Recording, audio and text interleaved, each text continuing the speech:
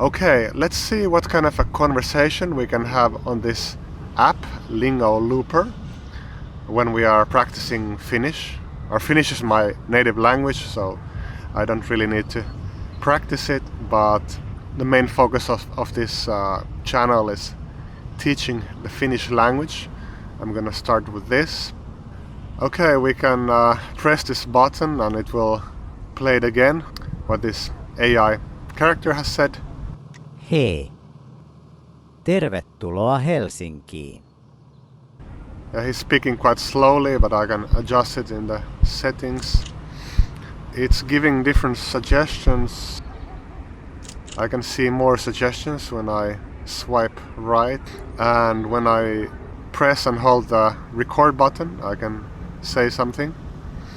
I'm just gonna say what the suggestion is here. Kiitos. Mitä suosittelet tehdä täällä? Suosittelen kävelyä meren rannalla. Mikä sinun nimesi on? Mun nimi on Max. Entä sun nimi? Yeah, I can press the suggestions or feedback button.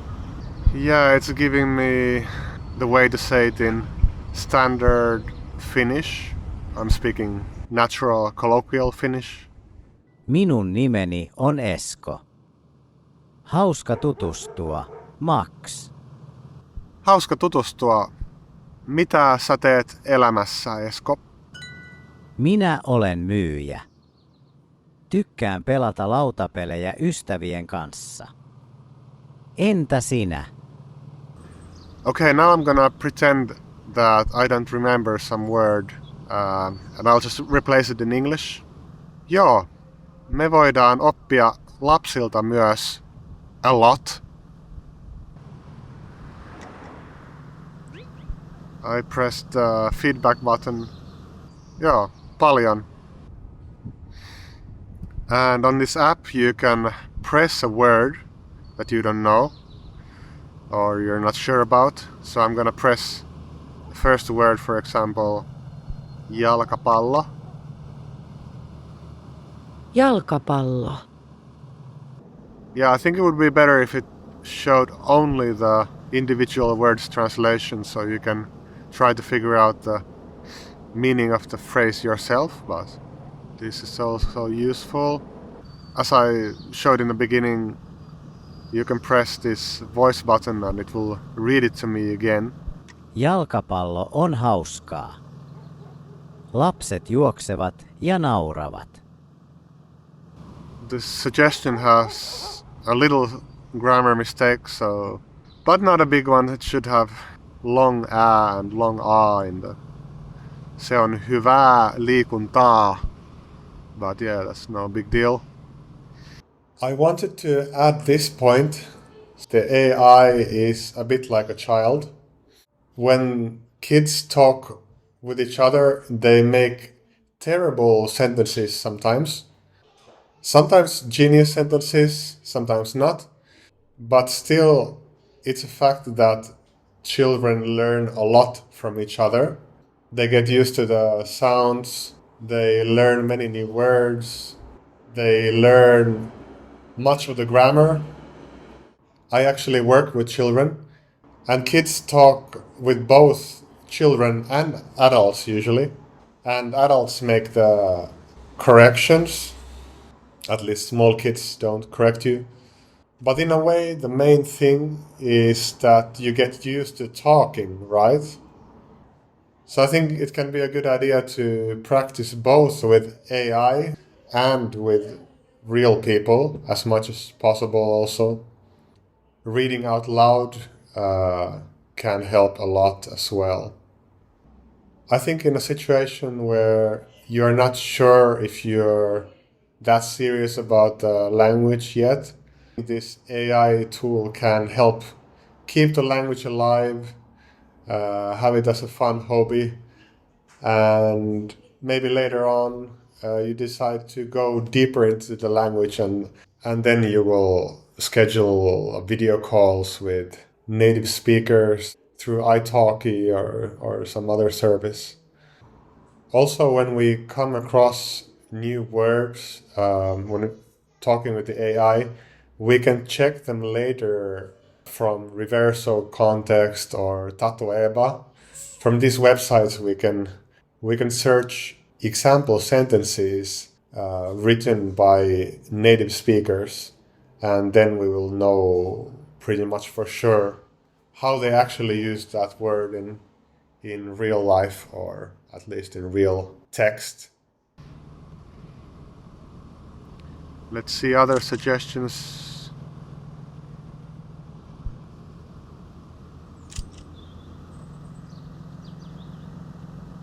Here's a mistake also, unnatural Finnish. It's like a direct translation of English, or how do you say? Word-to-word translation from English, I guess you could say. So yeah, there are mistakes, but there are some advantages to this app also. You can use this whenever you have the time. I would rather practice with a real person also, but yeah, I am quite busy.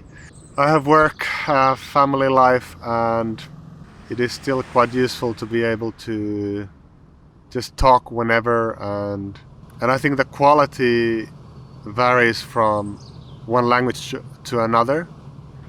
Some languages probably have so much more training on the AI. Yay! I'm so good at my native language. Okay, let's choose Ukrainian from here. Ukrainska. Ukrainska mova. I've talked with Anastasia before. Let's try a new person. Знайомство. Привіт. Я Михайло. А ти як? Ім'я твоє. If there are Ukrainians watching this, would be interesting to hear these natural phrases. I'm gonna use the suggestion. Привіт, Михайло. Я Макс. Дуже приємно. Приємно, Макс. Чим любиш займатись у вільний час? Я люблю вчати іноземні мови.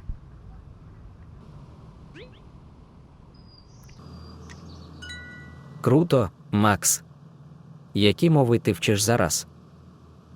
Як бачиш, я вивчу українську мову.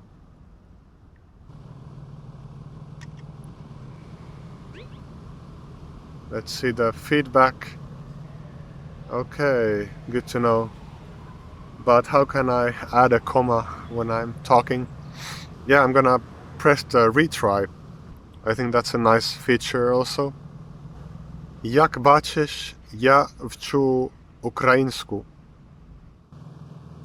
Класно, Макс. Українська складна, але цікава. Ти молодець. As you can see, it's always polite and encouraging, or usually polite and understanding. One time I asked the AI, can I marry your dog? And then it kind of sounded a little angry, like, what kind of a question was that? But yeah, I think I deserved it. Дякую за підтримку. Та годі, Макс. Як тебе звати, друже? Okay, it's asking my name again, but it's asking it in a different way, which I guess it can be useful. Я люблю твій мусташ. Мені подобається твій... Ooh, yeah, I'm getting some coins. I can use those coins to unlock some different locations. Let's go to a cafe.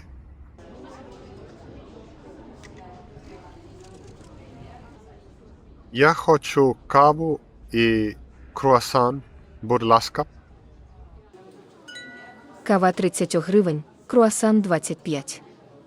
Разом 55 гривень. Дякую. Ось 55 гривень. Дякую. Ось ваша кава і круасан. Смачного. Дякую. Це виглядає смачно. And then let's practice some Italian. I've studied that for a few years. Let's go to the park. All the weirdos are in the park, so that's always nice. Ciao. Io sono Rocco, vengo da Verona.